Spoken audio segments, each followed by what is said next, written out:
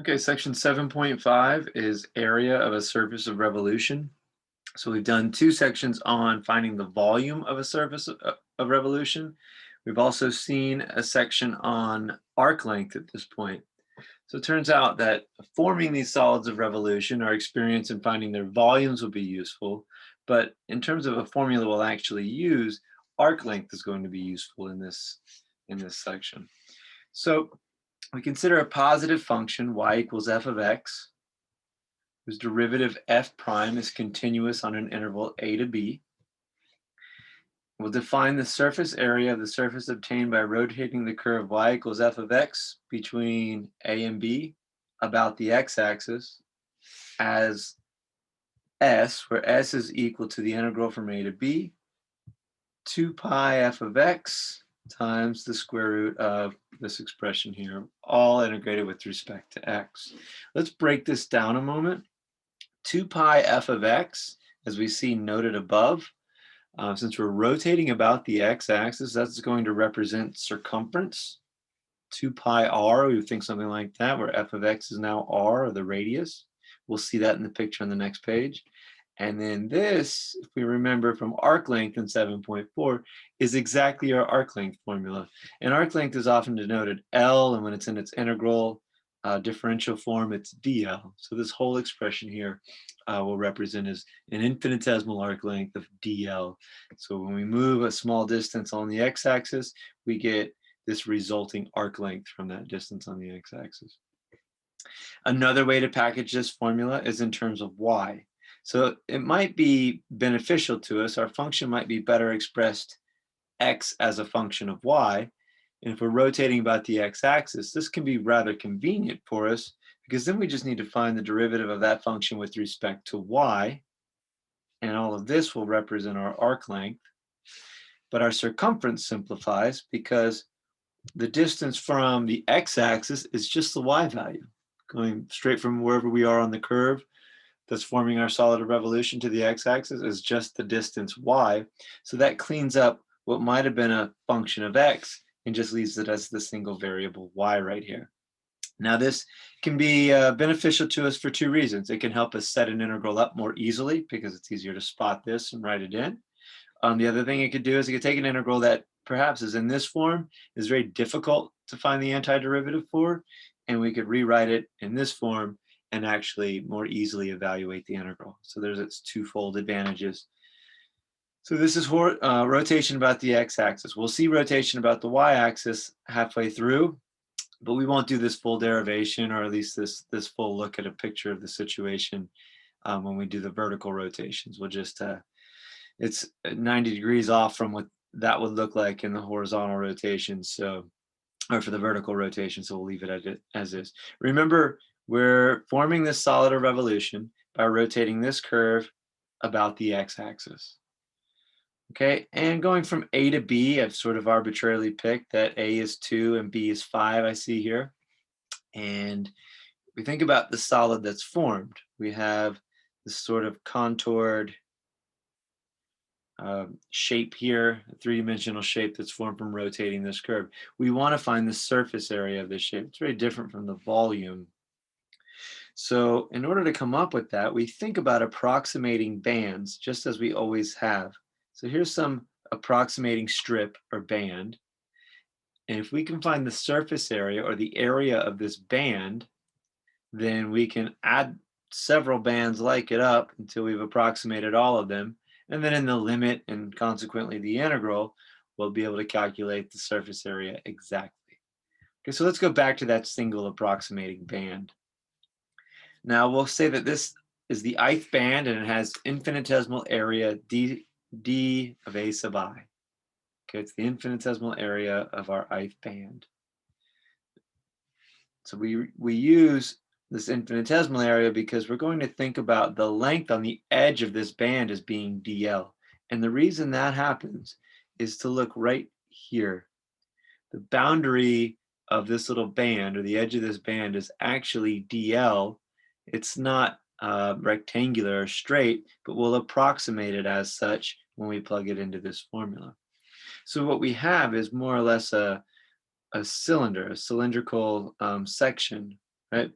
Where if we were to cut this cylinder somewhere and open it up, we'd have a long rectangular strip whose thickness is dl here, or height, we might say, times its length. Well, its length is its circumference. All the way around this is the circumference of this. Well, the circumference um, of this little circular region right here is the radius, which you can see is just a y value, times 2 pi. So there's 2 pi y to make up the circumference, times the width or the height, or however you want to think about it, of this rectangular strip once it's cut and open up, and we get the area of this full band. Okay, but in order to accurately do that, we need to make sure that we're working with DL, and that's all really in the details of putting this thing together. So y is f of x, right? This is the function y equals f of x. That's how we graphed it. And we can plug all of this into the formula, and we know that DL is our arc length. So it's this formula, or f prime of x squared. But when we write this down, we're going to sum up all of these d sub a's, a sub i's, dA sub i's, and 2 pi f of x dl is exactly this expression.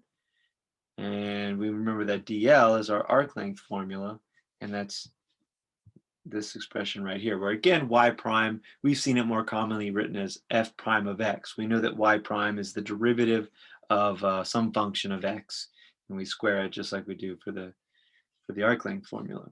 So again, to break it down into pieces, circumference times the width. Okay, and the width comes about thanks to the arc length, which is the end, or sort of one of the dimensions of this rectangular strip, or approximately rectangular strip. Again, in the limit, when we come up with the integral, all of those approximations are become exact.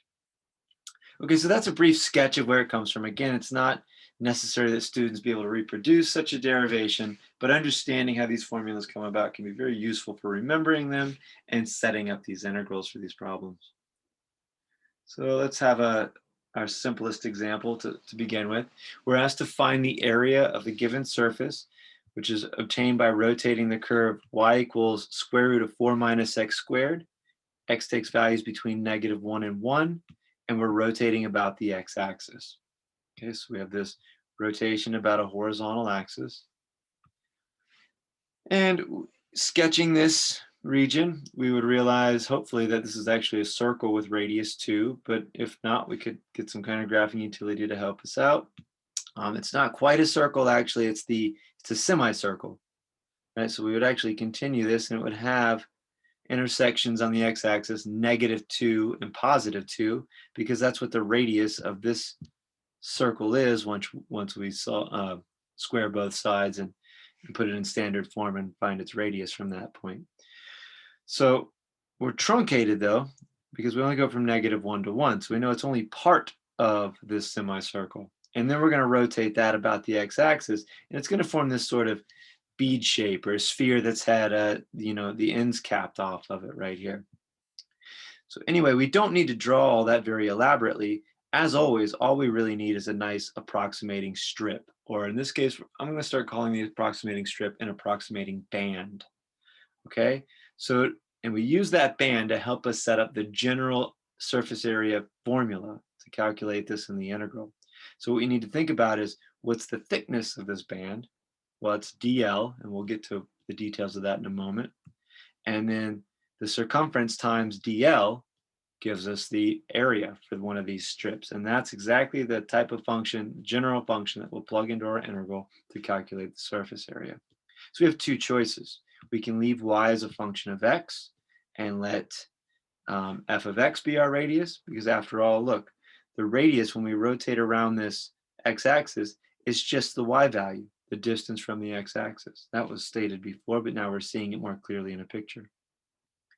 So we can either leave that f of x as a y, if we have their function in terms of, if we have our function as a function of y, or we can write it as f of x, whatever's more convenient. So here are those two options happening. I've rewritten our given function with exponential notation.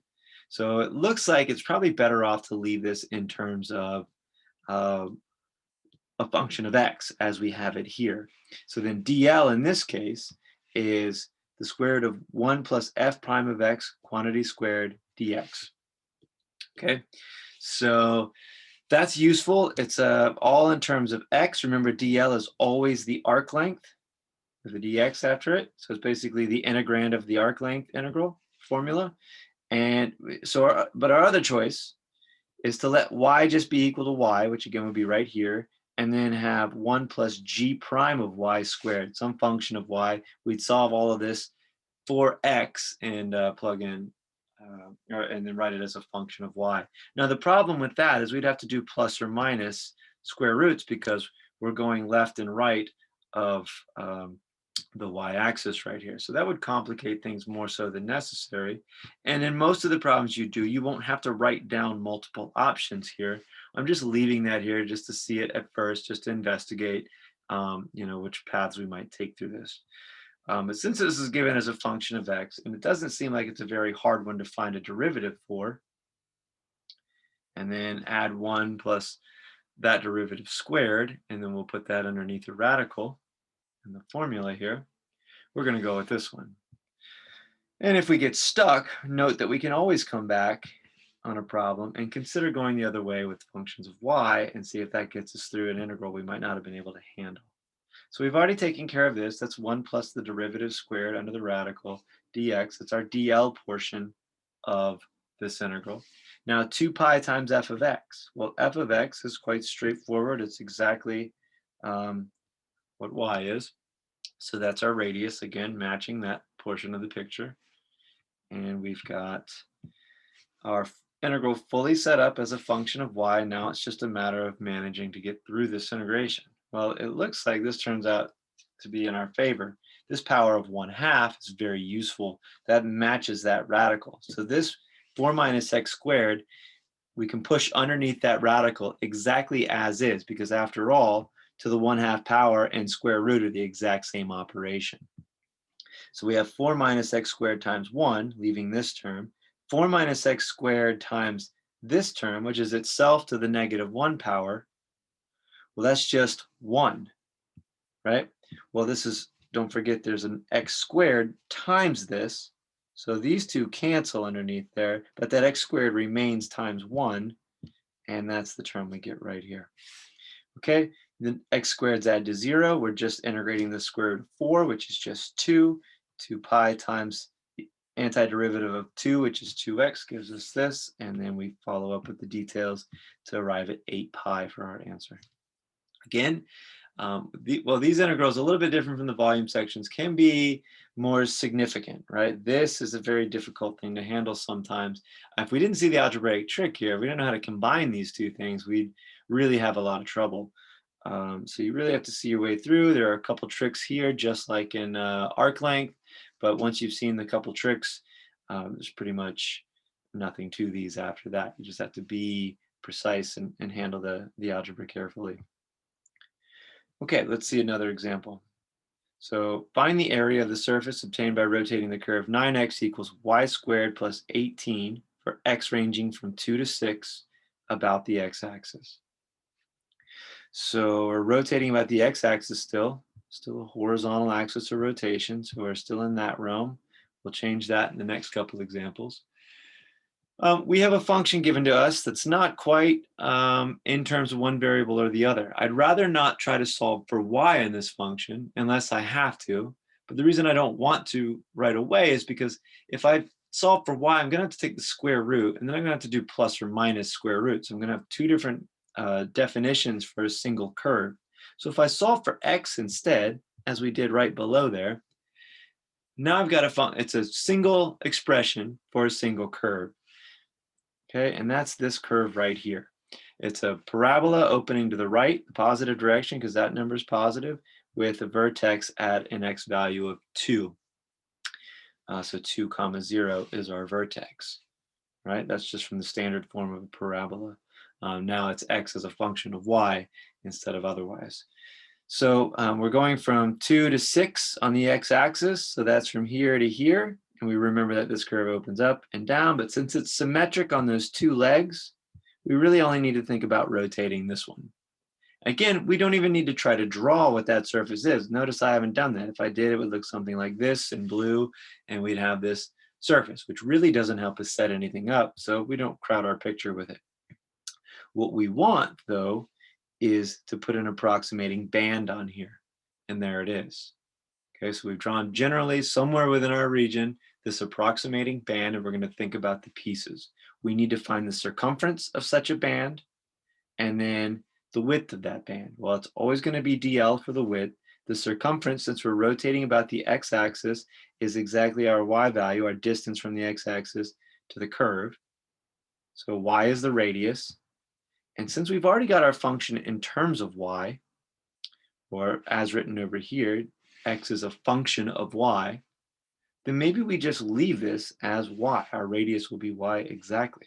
So in our two choices, which this is this is the first formula, the one we just used in the previous example, and this is the second version of that. Remember, y is equal to f of x. Okay, so these two components can swap like this. The other thing we need to change is just the dl, right? There's not much difference here. You just use a function of y. Arc length can be calculated that way just as well. The one thing we really want to be careful about, though, is that we do pay attention to our limits of integration. What we're doing in this integral is we're deciding to integrate with respect to y, as evidenced by the dy in it and all the functions of y that are involved in here. So we need to have limits of integration that are on the y-axis. Those limits of integration need to represent a portion of the curve that forms that bit of the curve that forms the solid of revolution. So we need to go from 0 to 6 on the y-axis to make sure we pick up this entire curve right here. We don't want to go from -6 to 6 because that's redundant. We're going to have this piece will pass through the position in space where this one is just as well. So we don't add that -6 to the bottom of the limit of integration. So here we see 0 to 6 because that's sufficient to form this solid of revolution. Then we have 2 pi y, that's our circumference because that's our radius y. And then the width is dl, and dl, arc length, can be calculated with this functions of y just as well as it could be calculated with a function of x. And once our integral is set up, it looks something like this. And are there any tricks to this one? It looks like we square 2/9 y and we get 4/81 y squared underneath the radical. That's all +1. And we notice that this is 1 power below the y that occurs inside this radical. So it's right for a u substitution. And that's what we see off to the side. We've got a y dy sitting in our integrand. So that's perfect. The constant will just do its job and we'll factor it out wherever we need it to be. And it looks like we continue by integrating this function in terms of u. Notice I make a little note when I've changed my limits of integration that this is y equals 0 to 6, not u equals 0 to 6. I want to be very careful that I do change back to my variable y before I'm done, or I change my limits of integration to be in terms of u. In this case, after our antiderivative is calculated, 2/3 u to the 3/2, it looks like I just convert back from u to the 3/2. I sub in 1 plus 4/81 y squared. Okay, it's either way. I could have changed my limits of integration to figure out what u value gives me y0 and what u value gives me 6. Or when, in other words, plug in 0 and 6 into y squared over here and get the u values out. Either way is fine. I've gone the longer way. And at the end, when everything is resolved, we have 49 pi. So I'll let the viewer check the details of that one. Okay, in the subsequent video, we'll do two more examples, and those will involve rotation about a vertical axis. So it's only slightly different. We'll again have two options, somewhat similar to the two options we have here, only we'll have a function of y for the one on the left, and we'll have a just x over here on the right. We'll see that in the next videos.